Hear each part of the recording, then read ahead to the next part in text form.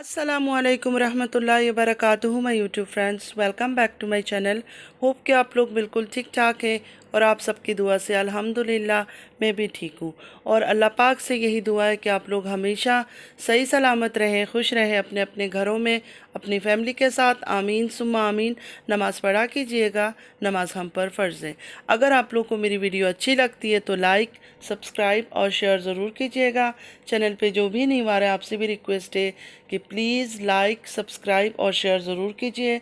Bell icon को hit करना मत भूलिएगा कि जब भी मैं कोई वीडियो अपलोड करूं आप लोगों को नोटिफिकेशन मिलती रहे। और पूरा वीडियो एंड तक सुनिएगा ज़रूर, स्किप मत कीजिएगा। चलिए स्टार्ट करते हैं आज का रिएक्शन। सबसे पहले मैं आज बात करूंगी व्यूअर्स से जो डीडी को पसंद करते हैं, जो डीडी को बहुत प्यार करते हैं। कोई उसको बेटा कह रहा है, कोई उसको भाई कह रहा है।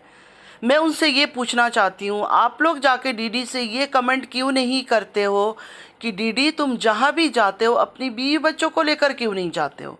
ख़ास करके जब औरतों से मिलने के लिए जाते हो, जो फीमेल से या किसी लेडीज़ से मिलने जाते हो, उस टाइम पर अपनी बीवी को साथ क्यों नहीं लेकर जाते हो? जिस औरत के लिए इसने कसम उठा लिया कि मेरी बहन है, तो उस बहन के घर जाते हुए खुद जाकर रह रहे हो, बिल्कुल क्लोज हो के उसकी बेटी के साथ बैठ रहे हो, हंस रहे हो, खेल रहे हो, उस टाइम पर अपने बीवी बच्चों को क्यों नहीं साथ लेकर जाते हो? ऐसी क्या वजह है जहाँ ये जाता है वहाँ उसकी बीवी बच्चे नहीं जा सकते?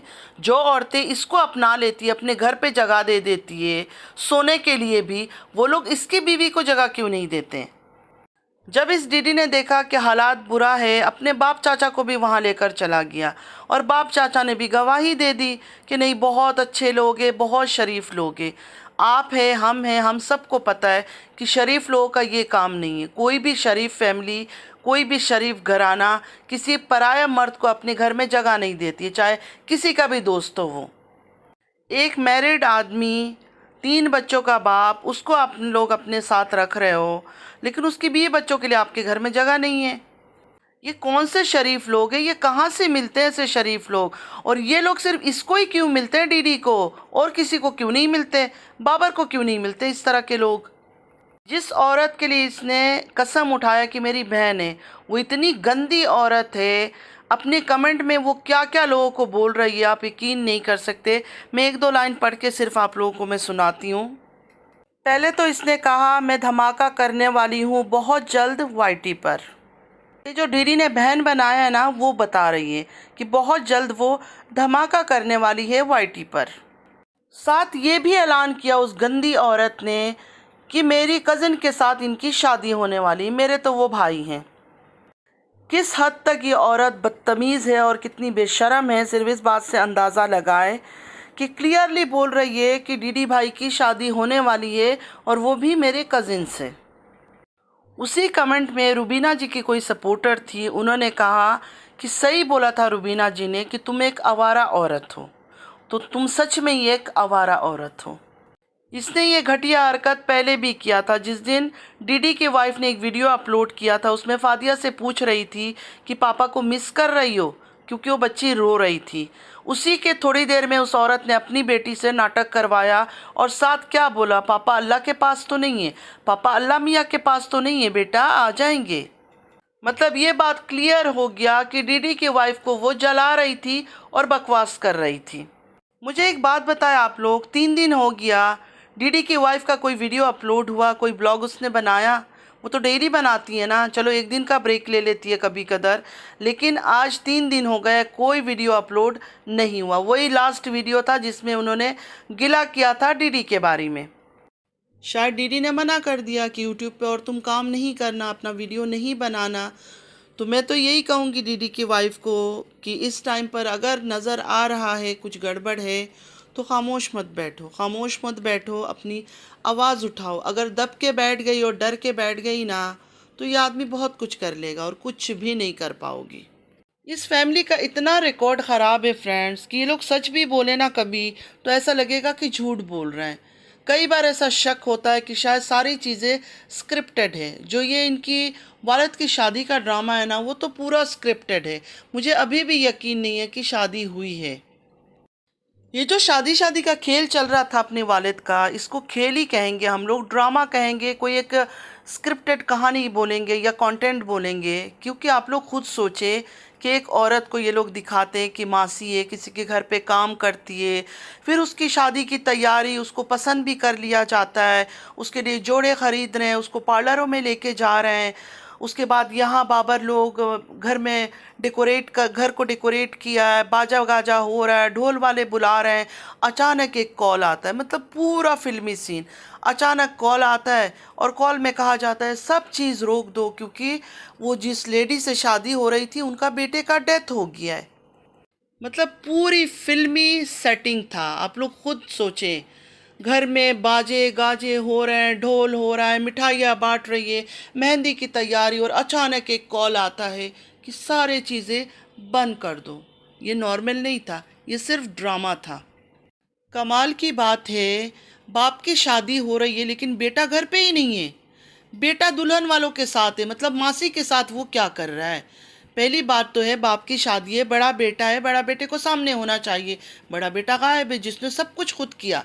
बाबर ने भी बोला, डीडी की वाइफ ने भी बोला कि सब कुछ जो है ना वो खुद कर रहा है डीडी। उनको किसी चीज़ का पता नहीं है। ना उसने उनको दुल्हन दिखाने के लिए लेकर गया, ना दुल्हन का घर दिखाने के लिए लेकर गया, ना जिस औरत के पास जा जाकर वो रुकता है उनके घरों में पता नहीं कितने कितने दिन, ना उस औरत से कभी उनको इसने मिलाया है। मतलब उन्होंने क्लियर बता दिया कि हमें किसी चीज़ का पता नहीं है, जो भी कर रहे हैं वो डीडी भाई कर रहे हैं। सारे लोग मुझे एक बात बताएं, डीडी को इतना क्यों गरज है बाप की शादी करने का? क्या बाप कोई जवान लड़का है, कोई 30s में, 40s में, 50s में?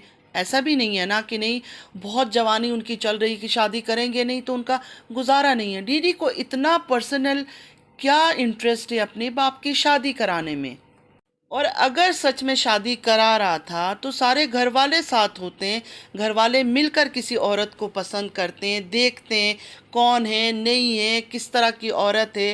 अकेले अकेले दूसरी एक पराई औरत के साथ, जिसको इसकी माँ आवारा औरत कहती है, उसके साथ जा जाकर ये औरतें पसंद कर रहा है, लड़कियां देख रहा है, पता नहीं क्या क्या बोल रहा था। इस तरह बातें कर रहा था जैसे कोई न्यू न्यू शादी होती है ना, पहली बार किसी लड़के की शादी हो रही है, उसकी रिश्ते देखे जाते हैं, इधर देख रहे हैं उधर देखे, पागलों की तरह। हज़ारों बेवा औरतें बैठी हुई है, इनकी विलेज में मिल जाएगी इस तरह की कितनी औरतें। अच्छा, वो मासी का ड्रामा जैसे ही ख़त्म होता है फ़ौरन इनको रिश्ता मिल जाता है। अच्छा, इस रिश्ते के टाइम पर भी घर का कोई बंदा साथ नहीं था। मतलब ना इसकी बीवी, ना इसकी बच्चियाँ, ना डीडी। डीडी भी नहीं नज़र आता है, सिर्फ वो मुच्छर चाचू नज़र आता है। वही आशीर्वाद दे रहा है, सर पे हाथ रख रहा है। हमारे इस्लाम में तो ऐसा कोई रिवाज नहीं है कि देवर जाके भाभीियों के सर पे हाथ रखता हो। ये कौन सा इन्होंने अपने अपने रसूमात बना रखे हैं, मुझे तो समझ ही नहीं आता है। ये तो इस्लाम से इतनी दूर दूर चीज़ें दिखाते हैं जो हमारे इस्लाम में है ही नहीं। चारों तरफ मर्द बैठे हुए थे और इनकी फैमिली मेंबर में से कोई भी नहीं था। बस हो गया रिश्ता पक्का, दुआ पढ़ लिया और बस। अच्छा, उसके बाद पता चल गया कि जो दुल्हन है उनका नाम भी रुबीना है। आप लोग सोचे, ये कोइंसिडेंस नहीं हो सकता, ये सिर्फ ड्रामा है, ये सिर्फ ड्रामा है। ऐसा हो ही नहीं सकता कि दुल्हन भी इनको मिली है तो रुबीना नाम की मिली है। अच्छा, वालिद की शादी को लेके डीडी ऐसा ड्रामा कर रहा था जैसे डू और डाई वाला हिसाब है कि करना ही करना है। पहले दिन तो दुल्हन का नाम का नहीं पता चला, जब रिश्ता पक्का हुआ दूसरे दिन पता चला कि उनका नाम भी रुबीना है। मुझे तो ऐसा लग रहा है कि और एक कौसर को ये लोग खड़ा कर रहे हैं। वैसे जो इन्होंने निकाह दिखाया, निकाह के टाइम इन्होंने दुल्हन को दिखाया, मुझे तो दुल्हन नज़र नहीं आई, या तो शायद मुझसे मिस हो गया। आप लोग प्लीज़ कमेंट में मुझे ज़रूर बताइएगा कि आप लोग को दुल्हन नज़र आई। मुझे तो सिर्फ ये जो डीडी के वालिद हैं उनको मैंने देखा, कोई एक आदमी कह रहा है कबूले कबूले बोल दो, बस वो उन्होंने कबूले कबूले कर दिया। और उसके बाद 2 पेपर दिखा दिया जिसमें अंगूठा लगा हुआ है, लिखा हुआ है। अब उसमें क्या लिखा हुआ है, नहीं लिखा हुआ है, किसका निकाहनामा था, हमें तो नहीं पता। चले, जितना भी अपनी व्यूवर्स के साथ धोखा कर ले, बेईमानी कर ले, अल्लाह तो सब कुछ देख रहा है। एक ना एक दिन इनकी सारी झूठ, सारी पोल पट्टी सबके सामने खुल कर आएगा। तारा ने भी ड्रामा किया था 13 साल की मोहब्बत का, रोना धोना, साजन साजन गाना। आखिर में सबको पता चल गया ना कि ड्रामा ही कर रही थी। कोई दुख नहीं था, कोई तकलीफ नहीं था तारा को, लेकिन फिर भी व्यूअर्स को कैसे उल्लू बनाती थी, कैसे उल्लू बनाती थी यूट्यूब में बैठ के ऑन कैमरा कि मेरे साथ ये हो रहा है, मेरे साथ वो हो रहा है, इसका जो हस्बैंड है हमेशा इसका है और इसी का ही रहेगा और इसी का ही दीवाना है। वो कौसर नाम की जो औरत है ना, उसको सिर्फ इन्होंने कंटेंट बना के यूज़ किया है और आज भी कंटेंट बनाकर ही इस्तेमाल कर रहे हैं। खैर, कौसर के बारे में भी काफ़ी बातें मुझे करनी है, हीरा के बारे में भी बातें करनी है। वो भी बहुत ही नंबर 1 नौटंकी ड्रामेबाज लड़की है। सच कहूँ ना, मुझे ओवर एक्टिंग करने वाली लड़कियाँ बिल्कुल पसंद नहीं है। 1% भी मेरी आँख को वो लोग भाती नहीं है। इस हीरा का जिससे निकाह हुआ है वो लड़का मुझे बहुत ही सादा सीधा सिंपल सा लगता है। पता नहीं अंदर से कैसा होगा, वो अल्लाह को पता है, लेकिन ये जो है ना, बहुत ही शातिर और बहुत ही तेज़ किस्म की है और कुछ ज़्यादा ही एडवांस टाइप की लड़की है। मैं नहीं चाहती थी किसी की लड़की के ऊपर बात करूं, लेकिन जब लड़कियां इतनी एडवांस होकर चीज़ें दिखाएंगे तो बात करना भी ज़रूरी है उनके ऊपर। पहले तारा कम थी कि कौसर को कंटेंट बना के यूज़ करके कौसर के नाम पे व्यूज़ लेती थी, जो अब भी तारा करती है। विलेज भी जाती है तो तारा का व्यूज़ देखा करे। कश्मीर गई है, तारा का उस तरह का व्यूज़ आ ही नहीं रहा है, लेकिन जब भी कौसर के पास आती है उसका व्यूज़ सिर्फ आप लोग चेक किया करें। तो हीरा भी अब वही गेम खेल रही है, Kausar aunty Kausar aunty Kausar aunty. इतना प्यार उसको कौसर आंटी से आने लगा है कि आजकल बिना कौसर आंटी का तो उसका गुजारा ही नहीं है। हर चीज़ में कौसर आंटी का नाम इस्तेमाल हो रहा है, सिर्फ और सिर्फ व्यूज़ लेने के लिए। ये जो तारा के सो कॉल्ड हस्बैंड ने हीरा को कमेंट किया कि कौसर को बार बार मत दिखाया करो अपने ब्लॉग में और ये और उसके बाद हीरा ने कहा कि मैं जवाब दूंगी, मुझे 2-3 दिन टाइम चाहिए। उसके बाद ये सारे ड्रामा है। ये जो हीरा को अचानक aunty Kausar aunty Kausar aunty Kausar याद आ रही है, ऐसे नहीं याद आ रही है, ऐसे नहीं दिखा रही है अपनी वीडियो में। ये तारा की परमिशन से और तारा की सो कॉल्ड हस्बैंड की परमिशन से ही दिखा रही है। कोई नया गेम प्लान हो रहा है, नया कोई कंट्रोवर्सी क्रिएट करने की कोशिश की जा रही है, या कोई नया कोई ड्रामा धमाका कुछ ना कुछ होगा अनकरीब, देख लेना आप लोग। ये जो हीरा कौसर आंटी को लेके आजकल प्यार मोहब्बत इश्क के ड्रामे कर रही है और दिखावा कर रही है, ये उन्हीं के परमिशन से सब कुछ हो रहा है। क्योंकि कश्मीर घूमकर वो लोग विलेज आएंगे रहने, तो उसके लिए प्लानिंग प्लॉटिंग हो रही है, उसी के हिसाब से सब कुछ चल रहा है। और हीरा पर तो मैं एक अलग वीडियो बनाऊंगी, मुझे बहुत सारी बातें करनी है, क्योंकि इतने ज़्यादा एडवांस लड़की मुझसे बर्दाश्त नहीं होती है। मतलब मैं देखकर आंख बंद नहीं कर सकती हूँ। तो फ्रेंड्स, आज के लिए बस इतना ही। वीडियो ज़्यादा लंबी हो जाए फिर आप लोग देखते नहीं हो, स्किप कर देते हो, तो इसलिए आज इधर ही ख़त्म कर रही हूँ।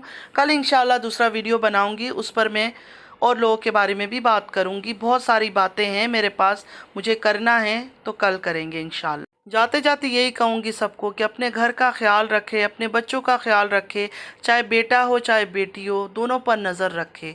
फ्रीडम दें उनको, इसका ये मतलब नहीं है कि उनको फ्रीडम ना दें, उनको कैद कर ले, लेकिन साथ साथ नज़र भी रखें। अल्लाह ताला से यही दुआ है कि हम सब की औलादों को, कोई किसी मज़हब का भी है, किसी रिलीजन का भी है, सब की औलादों को अल्लाह नेक बनाए, हिदायत वाला बनाए। आमीन या रब्बल आलमीन।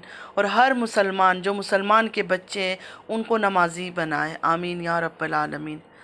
तो बस नमाज़ पढ़ा कीजिएगा, नमाज हम पर फ़र्ज़ है। चलती हूँ, दुआ में याद रखिएगा। ज़िंदगी रही फिर मुलाकात होगी। अल्लाह हाफिज़।